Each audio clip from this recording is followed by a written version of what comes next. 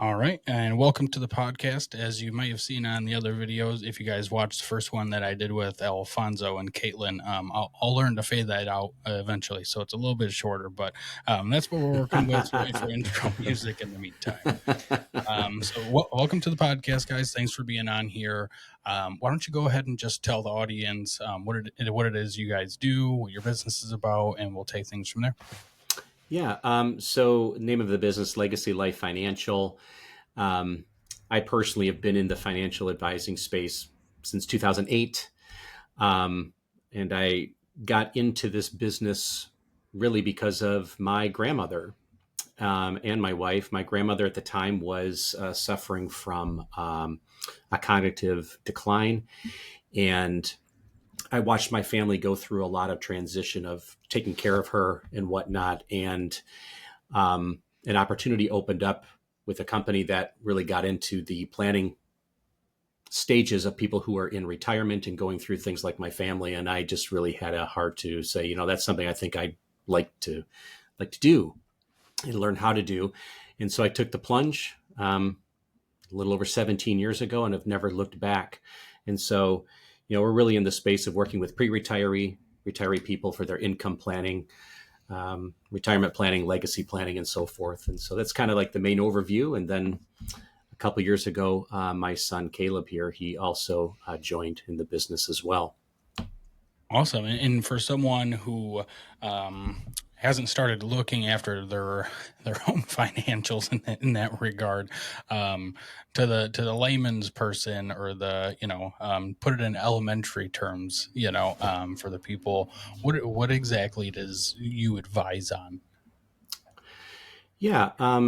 Caleb and I can both talk about this, but really we sit down with people, and our kind of, if I call our secret sauce, if we will, is we really like to build a plan with the people in the office with us or here virtually and on like a Zoom call, where we actually have a conversation and let the plan kind of tell their story. If you went to a mechanic and you're like, hey, I got this car, it's been going 100,000 miles. It's great. We love it, but we need it to go another 100,000. And before we transition to this next 100,000, we might make sure everything's okay. Can you look under the hood? I think I heard a sound, but I'm not sure. Am I okay? Or do I need some help here? So we really like to sit down with people. And first and foremost, is just try to diagnose and see where things are, and then try to build a story for them of what their future could look like. I think that's a really good analogy, because, and not, kind of for a different reason that you even said, because you could take a car into the shop and there could be a million different things that are wrong with it, and it's going to be according to your vehicle, your make, model, year, so everything, everything isn't black and white, especially when it comes to finances, right? Exactly. And would you kind of say the same thing, Caleb, or? I would just say my dad here has experienced it a little bit longer than I have, but just from what I've come to observe in our industry, is very commonly solution is presented first and foremost. So somebody comes in, they kind of tell them about their situation a little bit, and then they're like, all right, well, here's what we offer, instead of really looking and diving into their situation and seeing, no, what is actually going to best fit your situation based on, your make and model. And so we're really big on not presenting solution first, but actually diagnosing, and then just being really honest with people. I think transparency is very important. There's a lot of really good financial advisors out there and people that can do this. But I think we get kind of a bad rap because sometimes it's not always handled with the care it's supposed to be handled. So transparency is really important. Hey, I definitely understand that. being a realtor, not everybody loves realtors either. So I totally get,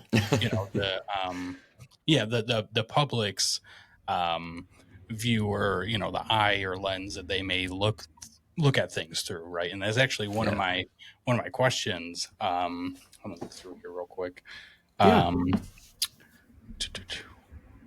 What's an aspect of owning a business, and you could relate this just even to financial advising. What aspect of owning a business do you think that most people don't understand or underestimate, as a member of the public, right? What aspect of a business do people underestimate or not understand? What you said about people having a kind of a thought about what goes on in the background, but it's not. Yeah, that I think sometimes too. I think to answer your question, maybe they don't understand that. Instead of looking at us as just financial advisors, I'm a father. I have kids. I'm trying to put food on the table too. All the things they care about, we care about too. Like the things that are really heartfelt, the things they fear, the things that they are uncertain about. Same thing with us. Even as business owners, we can go through uncertain times and trying to juggle 1,000 balls in the air. And we're real people. We make mistakes. We go through ups and downs in life just like they do. So I think we can be very relatable to people. We don't. You don't have to put us on some other plane of being, this magical, financial advisor person. We're real people with real issues, just like them. 100%. Yeah. Well, and I think you said it without kind of saying it. You're talking about fears and, people's perspectives and different things, but these are answers that you're only going to find by asking great questions, which it sounds like when you're sitting down with a client for a consultation, that you're making sure to ask great questions so their full story. Is Absolutely. Absolutely. We want to be able to, we really, one thing we do say to people who come and sit with us as we're going through the planning process is we tell them first and foremost, look, this is for you. And, this part here that we're going to start going through, this is to make the plan as accurate as you want it to be. Because at the end of the day, it's their plan. It's not my plan. It has to make sense to them. It has to tell their story. And so, yes, first and foremost, it has to be put in their lap. And we want to ask a lot of questions and let them have come out what they feel is important to them moving forward. Yeah. Right. And I think it's important that we're not like rushing them either. Like this is if somebody comes into our office, like this is hopefully like a lifelong relationship that we're building. So we really want to take our time and actually fine tune what they're looking at and what best fits their situation, because everyone is so different and everyone's lives are so different. Everyone prioritizes different things. They have different values. And so we really want to hone in on what those are. So it's not they walk in the door and you guys got, okay, sign here. No, we wouldn't definitely let that happen. Here's the plan. Sign here. I got it. And by the way, my name's Ryan. Yeah. By the way, my name's Ryan. Yeah. Intro second, paperwork first. Definitely. Right. Yeah. So you touched a little bit on how you got started in the business. Can you add anything else to that story? And then Caleb, if you want to chime in with how you yourself got started in the business. Sure. So 2008, obviously, if people can remember back, especially our retiree, they remember what was going on that year in our economy, the housing crisis and so forth. So I think there was a lot of people that wondered if my head needed to be examined because I was starting a new career that year. But that's what happened, February of that year. And as I kind of went through the iterations of my evolution in this business, I started with like a captive company that did planning at kitchen tables with people who are retiring, looking at Medicare for the first time and so forth. And after a couple of years of working with them, you begin to realize the world in our industry is a lot bigger and there's a lot of options out there and a lot of other things that you can do to provide value to people. And so I kind of went off on my own after that. And we were living in another state at the time. we moved back home here to Michigan into the Port Huron area, and I began to work with a local company here right in town, Great Lakes Insurance, and became the retirement life insurance kind of legacy planner for them, and worked there for several years before coming off and starting my own financial practice here back in 22. We went back on our own. And then it was during that time, as I started the financial practice, that Caleb walked into my office one night in December of 23. And if you want to share that, Caleb, that's how we kind of got started. Yeah. At the time, I was managing a restaurant, and I was really looking for just something different. And I was just processing out. I hadn't even talked to my dad about it yet. I was just thinking about it myself. I was thinking about his business and how like he's taking a lot of time to build it up. But I was like, but it's really just him. Like, what is he? Does he even have a plan of what to do? And he wants to retire, and things like that. And so I just like went up to him one night and I was like, hey, like, what's your plan? I think He what was you like, said is, have you ever considered a over or succession what? plan? Yeah, he says, do you have any thoughts on your succession plan? I think is how he put it. yes, yep. And since then, the conversation kind of evolved from there. But it kind of became more of a like a partnership, and there's skill sets that even though I'm younger, I bring to the table that he doesn't, because we're both different, and he brings skill sets that I don't bring to the table, and so we kind of work together well in that way. And just my whole life, just growing up in the church and things like that, I have very much a servant heart. Like I want to serve people. I love people, and I carry that with great conviction. And so, regardless of who comes through my office, like I want to serve them as best as I can, even if it's not me who's going to help them the best. I want to point them in at least the right direction. And so, I think we just ended up meshing together really well. And so it's been great. I'm almost done with my second year in the business, learning a ton, and we're starting some cool things together. So yeah. And have you like did you ever picture yourself in this role, or was it just kind of one day you had the epiphany like, hey, I wonder what dad's going to do with the business, or was it something Um, that, in the background? Where'd that come from?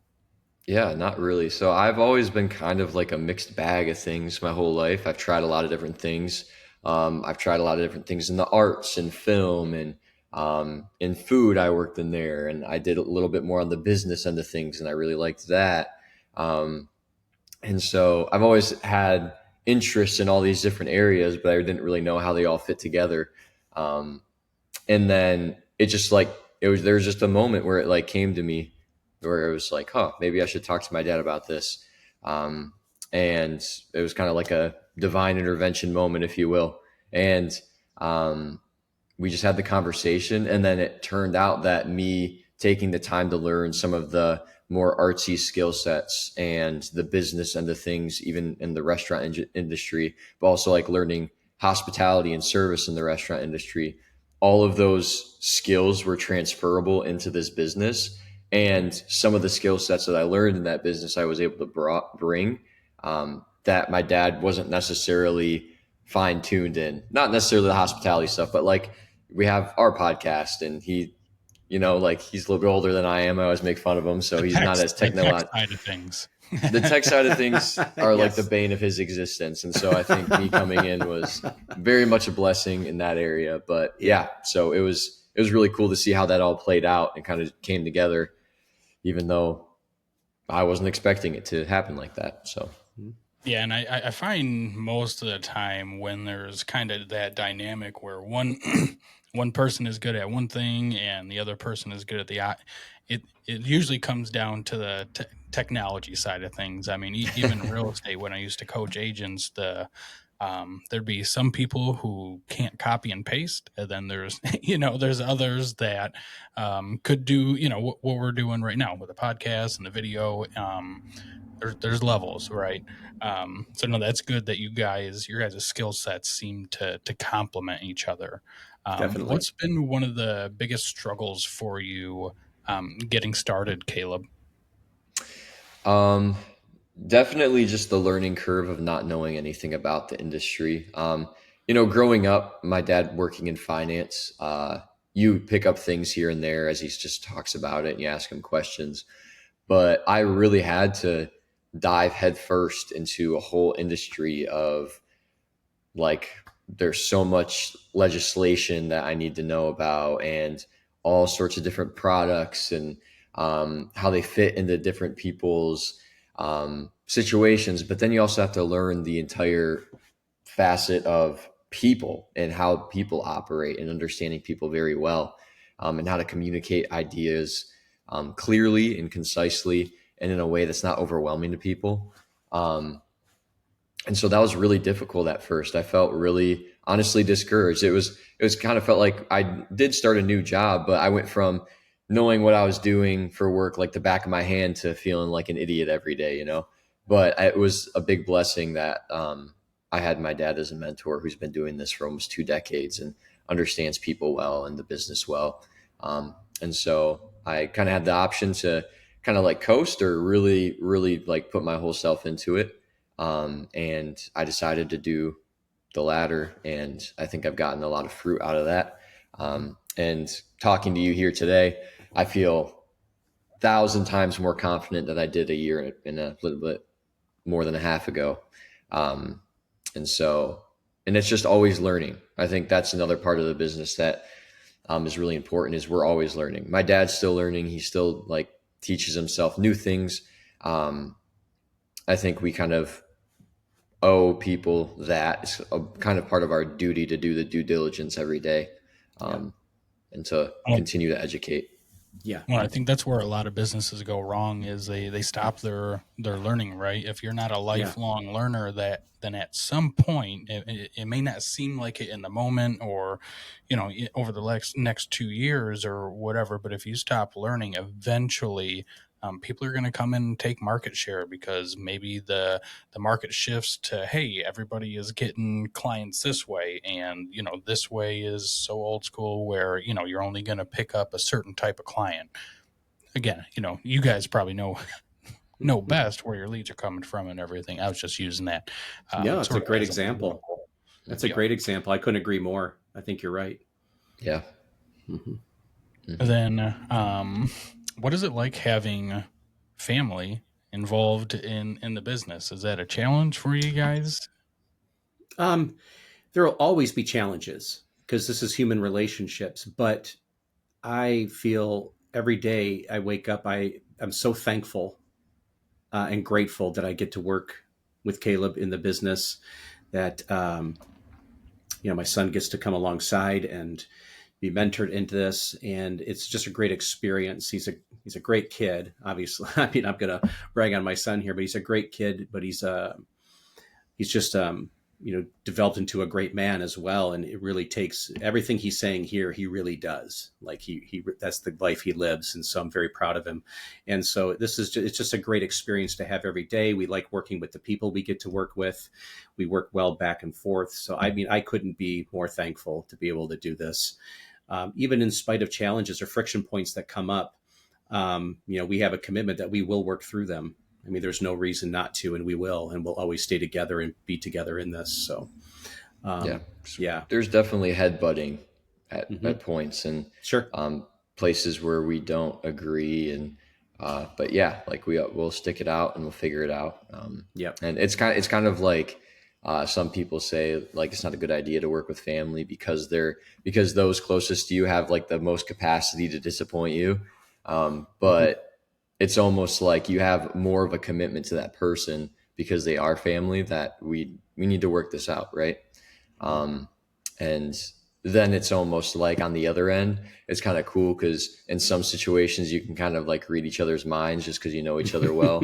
And so like in a situation, you don't even necessarily need to communicate about something. You can just kind of bounce off of each other, which is nice. But yeah, there's definitely those tension points that we get to work through, but it just builds more relational capacity at the end of the day. So yeah, it definitely sounds like there's pluses and minuses. Sure. Absolutely. Yep. Ryan, were you going to say something before I hopped in? Nope, I wasn't. No, I agree with Caleb, and um, even in the midst of the pluses and minuses, this is a like I said, it's a blessing to be able to do this. Oh, hey, and you guys are lucky because most families and most people could not. Just it just doesn't work out right, whether it be because emotions or someone's putting in 10% and the other person's they're 90% doing all the work. A lot of times it's different when you're running a business with someone else, because if it doesn't work out, you guys are just business partners, and if you end up hating that person, then hey, it was just business. But if you hate your cousin, or if you Right. want to hate each other. So no, that's good that you guys get along and have seemed to found a system that works for you guys. Yeah. Is there someone of influence in your guys' life that has shaped the way that you guys do business and interact with people and clients? Yeah, I mean, I can say it's not just one. There's several in our both of our lives. Um, I have been blessed with, I would say, different mentors since I have a longer kind of biography in this industry for the 17 years. I've definitely at different points in my journey have had people that have like appeared in my life that have been very influential and told me the things I need to hear, showed me the things I needed to learn right at the right times. And so I have several in this industry. One of the guys at the firm that we are partnered with, the CEO there, Paul Durso, he is just a wonderful mentor in our lives, in our business, helping us, coaching us through the day-to-day operations, to the client interaction, to he just has a wealth of experience that he shares with us, and it's completely invaluable. I would also say that the pastor of our church has been very influential in my life over the last 30 some years. Um, so obviously that's a lot of staying power in someone's life if they've been in your life over 30 years, but continues to be an influence in terms of relationship building, processing life, um, interactions with people. Just I can't speak enough of the people who've been in my life. Yeah, I can't do this on your own. No way. Yeah.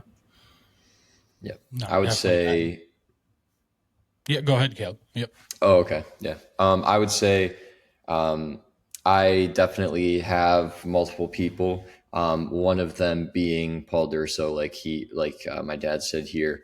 I think part of the one of the bigger blessings for me is having my dad as a mentor, being in the business for so long, but also coming in and then him being so willing and open and almost like very intentional to introduce me to a lot of his connections that have mentored him, and then seeing them be so willing to also mentor me. And so Paul Durso has been huge for me as well. He's just so willing to, um, on the business end, but then also just on the practical life end, he's just very open and very transparent and is willing to share anything with me.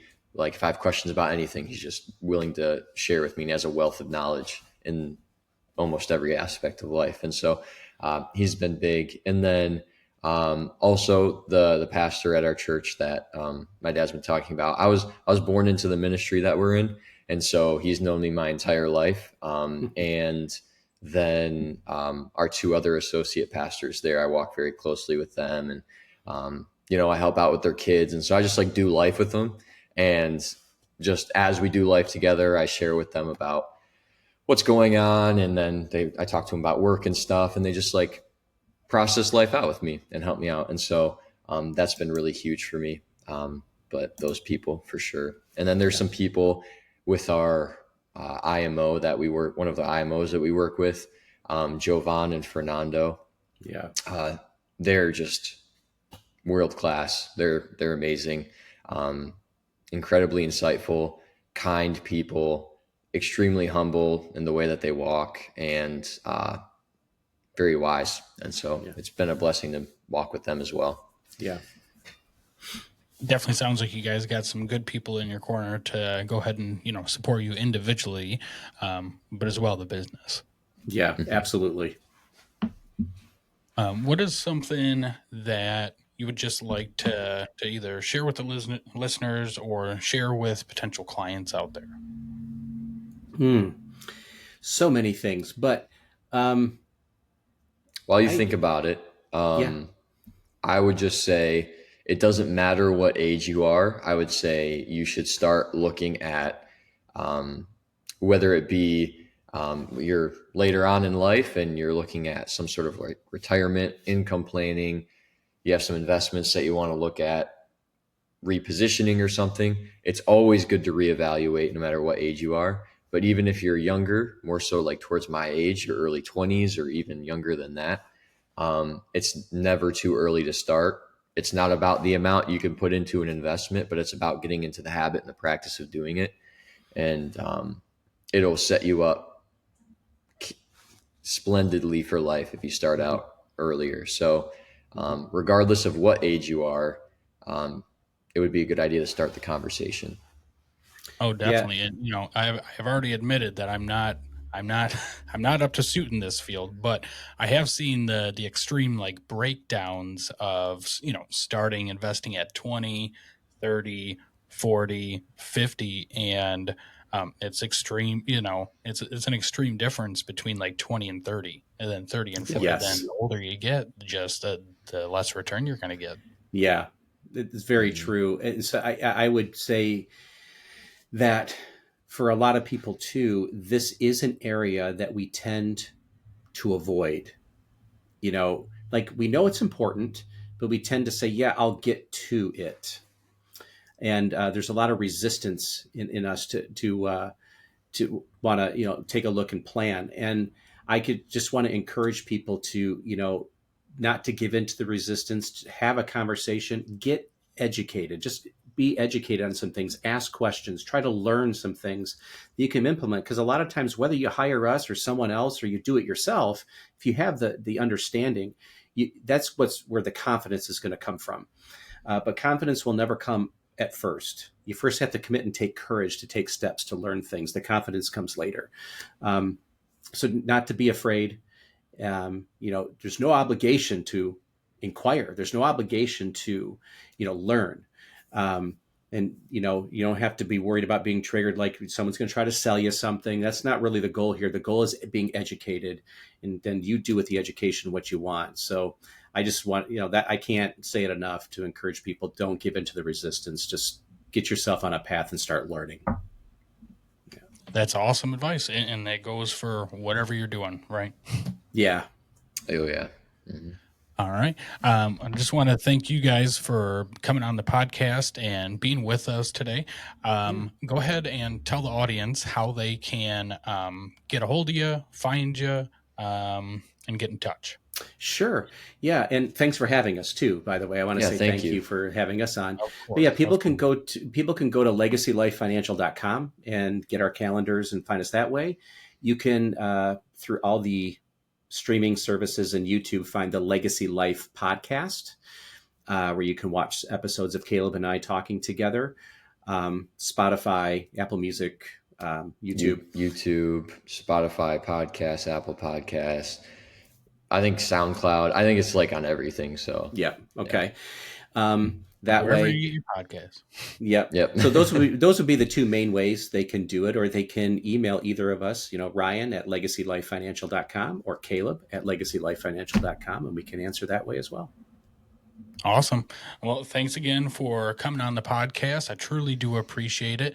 Thank Make you. sure to reach out to these guys for all your financial advice, and All right. we'll catch you guys next time.